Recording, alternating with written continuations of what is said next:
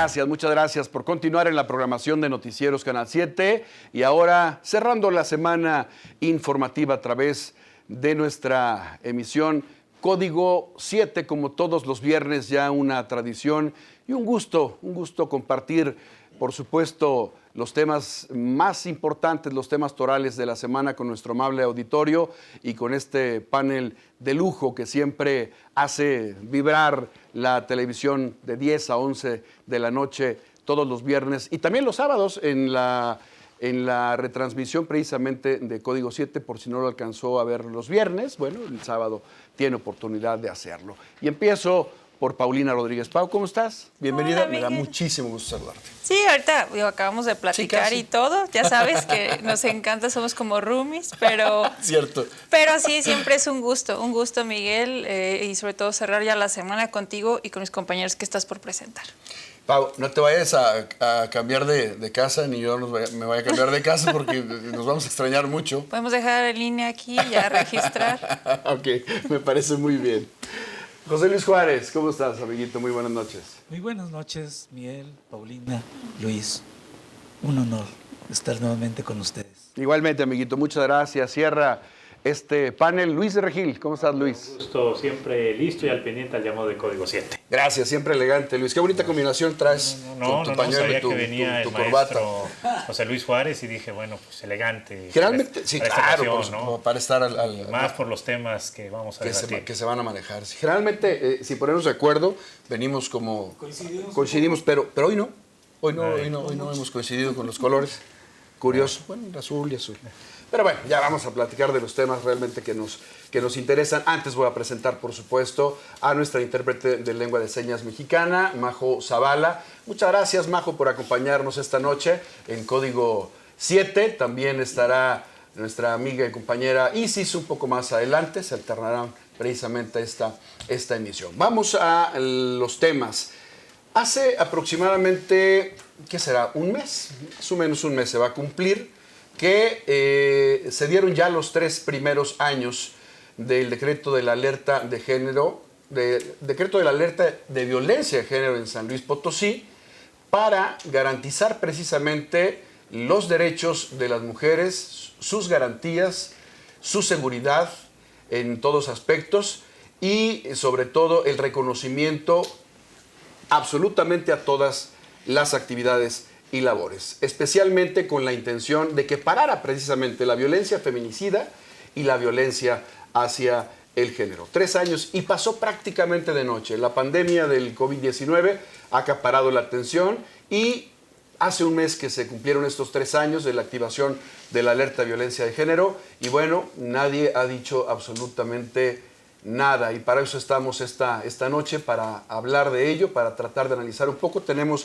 invitadas que más adelante le comentaré y les daremos, por supuesto, la bienvenida, porque es muy importante el punto de vista de las mujeres en este tema, y por eso empezamos esta noche con mi compañera Paulina Rodríguez y sus comentarios. Pau, 3 años ya de este mecanismo que se ha establecido con esa intención de garantizar los derechos y la seguridad de las mujeres, una determinación a nivel federal, obviamente por petición de asociaciones e instancias locales, estatales, y prácticamente parece un trampolín en las cifras. Sí, Miguel Gallegos, y sabes que yo creo que también la opinión de ustedes como hombres es muy importante, porque siempre tocan a este sector, ¿no?, de las mujeres, pero a nosotros también nos interesa que a los hombres les importe, claro, porque al final del día la mayoría de los casos pues viene de parte de las parejas y de un sexo distinto. Entonces ahí es donde, porque luego nos agarran también de que no, entre mujeres también se asesinan, y algunos que les gusta desprestigiar todo el movimiento feminista, como que se cuelgan de ahí, pero la opinión que ustedes tengan y la forma en que conciban estos hechos tiene muchísima importancia. Si nos vamos, yo siempre me brinco, me gusta hablar como de lo que pasa en otros lugares y todo esto, pero a nivel federal, lo sabemos, a nivel estatal se han promovido reformas, y esto a los códigos penales, y todo con la finalidad de agravar las penas, ¿no? Siempre te dicen, ahora sí ya, o sea, cualquier asesinato violento de mujer, un asesinato en razón de género, el feminicidio, va a tener una pena muy, muy alta. Ahora sí. Y lo dicen también como en el plan de que una mujer va a decir, uy, si me matan, entonces no, se va a refundir este cuate, independientemente del esquema de prevención y de que no querríamos que esto ocurra. Pero si nos vamos, especialmente ya cuando se tiene una aplicación en las normas, desgraciadamente hay algunas investigaciones que se hicieron a nivel nacional y todavía a principio de este año, como más o menos en el segundo mes del año, estaban reportando que solamente 3 de cada 100 son esclarecidos y tienen una condena, se llega hasta el punto de condena. Entonces te dicen, bueno, ¿de qué te sirve llegar a este nivel de las penas si va a haber, llamémoslo, deficiencia, irresponsabilidad, impunidad, hablemos de gente incapaz, todo lo que gustes en el sistema? Y solamente esta gran pena se va a aplicar a una parte pequeñita. Eso es lo que va a pasar. Hubo unas revisiones, y sabemos que a lo largo de los años han cambiado las normas, pero hubo algunas revisiones entre 2015 y 2018 y decían, es impresionante que de todo el país, que ya estaba así como rojito en cuanto a los asesinatos violentos de mujeres, bueno, no asesinatos, muertes violentas de mujeres, porque los asesinatos ya son violentos, pero ahí lo que te decía era, es impresionante que haya este tema en que en 8 entidades no se llegó a una sola condena. Entonces te preguntas, ¿y por qué ahí no se logró nada?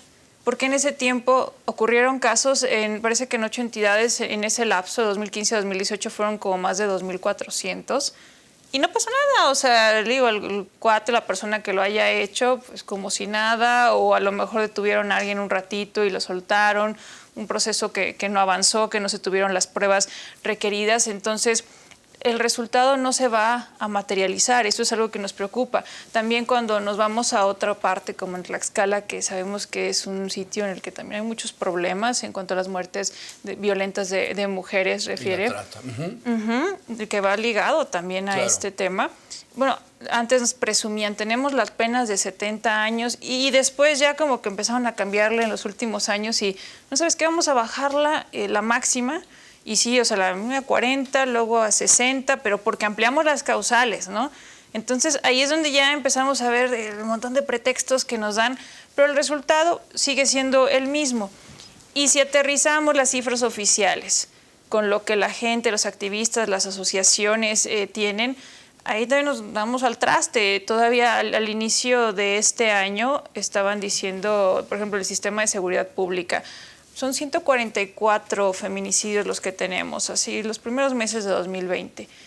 Y algunas personas que se han encargado de hacer unos mapas sobre el feminicidio decían, permíteme, nosotros tenemos más de 400. Entonces, como que no entiendo para dónde vas. Si de plano estás muy burro, no te das cuenta de cómo están las cosas, o quieres maquillar todo. Claro, y esa es una parte todavía más preocupante, porque la autoridad que debería estar precisamente para garantizar la seguridad de las mujeres, está siendo parte de esta corrupción con la intención de dar una buena cara, tal vez. Y todo se resume cuando se maquillan cifras, Pau, a esos intereses electorales. En un momento determinado habrá nuevas elecciones, habrá chapulineo, habrá participantes que en ese momento están en un cargo y quieran brincar a otro. Y eso es lo que hace que no se detone como tal la información real, o que no se dé a conocer como tal. Ese es un aspecto realmente preocupante. Tocabas un tema muy importante desde el principio, el hecho de que a nosotros como hombres nos interese. Por supuesto, esta parte es fundamental. No porque no seamos mujeres, no nos vamos a involucrar en los temas de violencia de género, en violencia feminicida, pero no nada más el hecho de que nos interese, sino de que actuemos, de que participemos, de que nos agrupemos y apoyemos sobre todo esta causa en la praxis, no nada más en la teoría. Esta parte es muy importante. Considero que todos tenemos de una o de otra manera que actuar y no normalizarlo. Lamentablemente en muchas familias, en muchas casas, Paulina, compañeros, amable auditorio, se normaliza la situación. Hay mucha gente, lo platicaba con alguna especialista, que ni siquiera se da cuenta que está siendo violento, hombres obviamente refiero, que están siendo violentos porque así ha sido generación tras generación. Y no es una justificación, es parte de la lamentable o de la cultura que lamentablemente vivimos los mexicanos en ciertos aspectos. Y por supuesto que esto tiene que cambiar. No creo que sea muy breve el momento o el tiempo que se invierta para que cambie, para que podamos crear realmente conciencia sociológicamente. Lo platicaba también con algún especialista, cuando hay violencia, cuando se ejerce violencia, cuando existe algún delito y la autoridad no hace absolutamente nada, el delincuente tiene autoderecho o se crea el autoderecho de seguir delinquiendo y asimismo de la sociedad replicarlo. Entonces esto sería un cuento como de nunca acabar. Vamos a platicar con nuestra primera invitada en este momento. Ella es la titular del Instituto de las Mujeres del Estado de San Luis Potosí, Erika Velázquez, a quien le damos la bienvenida. Erika, muy buenas noches. Obviamente nos interesa conocer mucho tu opinión sobre estos primeros 3 años de la activación de la alerta de violencia de género en San Luis Potosí y los casos de feminicidios que se han presentado en nuestro estado. Tú estás en un punto neurálgico, en un puesto muy importante en este tema. Hola Miguel, muy buenas noches. Buenas noches a quienes te acompañan el día de hoy en el estudio y a quienes nos estén viendo aquí en Código 7 a través de Canal 7. Pues muy buenas noches, yo soy Erika Velázquez, soy directora general del Instituto de las Mujeres y miren, respondiendo al tema de cuáles son, digamos, los pros y los contras de la alerta a la violencia de género. Bueno, pues de entrada les platico que ya son 18 estados los que tienen la alerta declarada en el país y vemos que desde luego hay algunas áreas de oportunidad. Recordemos que la alerta de violencia de género es un mecanismo que se implementa desde el gobierno federal, desde la Secretaría de Gobernación, específicamente a través de la Comisión Nacional para Prevenir y Erradicar la Violencia en contra de las Mujeres, la CONAVIM. Y bueno, en ese sentido, en cuanto lo que podemos platicar de lo que pudiéramos tener como pros para erradicar la violencia en contra de las mujeres, la violencia feminicida, pues podemos hablar de que de entrada visibiliza esta problemática, ¿no? Y no nada más lo visibiliza entre quienes atendemos a mujeres víctimas de violencia, sino también entre la sociedad civil. Es importante que la población reconozca que estamos viviendo este problema en todo el país, incluso es a nivel mundial desafortunadamente, y pues bueno, la alerta de violencia pone el tema en la agenda pública. También podemos decir que ha venido a fortalecer la comunicación interinstitucional que debe de haber, no nada más entre quienes integramos en San Luis Potosí el sistema estatal para prevenir, atender y sancionar y erradicar la violencia en contra de las mujeres, sino también con los municipios y la federación. Este trabajo es un trabajo complejo y no se puede hacer de manera aislada desde algunas dependencias nada más. Desde luego faltan muchas cosas por hacer. Otro de lo que yo pudiera mencionar que ha venido a abonar al trabajo que ya se ha estado haciendo, bueno, pues también la elaboración de diagnósticos que nos permitan conocer las causas de las violencias en contra de las mujeres, pero también podemos platicar de estas partes que se consideran como áreas de oportunidad, ¿no? Y bueno, las desventajas, desde luego la primera yo creo que tendría que ver con los recursos. Los recursos que el gobierno federal destina, además, a través de concursos, pues nunca van a ser suficientes, eso es la verdad. Y pues bueno, siendo un mecanismo federal, pues desde luego esperamos los recursos federales, pero también los estados y los municipios hemos estado destinando partidas extraordinarias para atender esta temática, ¿no? Así debe de hacerse y pues bueno, esto es lo que a mí me llama la atención, ¿no? Que incluso se concurse para obtener esos recursos de la alerta de violencia de género, cuando más bien se deberían de dar conforme las necesidades específicas que ya se tienen detectadas por los propios diagnósticos generados por las alertas, ¿no? Entonces, a mí me parece que ese es un tema que debería de analizarse muy bien desde la federación, pero vaya, Miguel, más allá de que con alerta o sin alerta, lo vemos que en los 18 estados que está decretada la violencia feminicida y sigue. Y siguen todas las demás violencias. Entonces, más bien debemos de hacer este ejercicio de reflexión, de saber qué es lo que tenemos que hacer además de cumplir con la alerta, ¿no?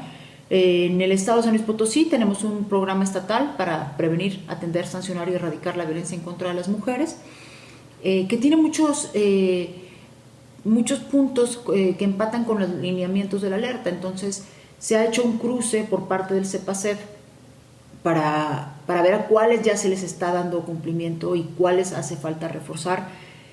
Yo concluiría diciéndoles que desde luego ya está en la agenda pública el problema, y no nada más por las alertas de violencia de género, sino porque las feministas cada vez están más enteradas y más organizadas para salir a reclamar la seguridad de las mujeres. Entonces eso también ha venido a abonar a que el tema esté hoy en la agenda. Y pues en ese sentido es importante que sigamos escuchando, que sigamos atentas a lo que la sociedad civil nos quiere decir. Ahí está el punto de vista, el testimonio de Erika Velázquez, titular del IMES en San Luis Potosí. Analizaremos un poco precisamente este mensaje. Muchas gracias, Erika. Volvemos contigo en un momento. Lo analizaremos con mis compañeros José Luis Juárez, Luis de Regil y, por supuesto, Paulina Rodríguez después de esta pausa. No se vayan.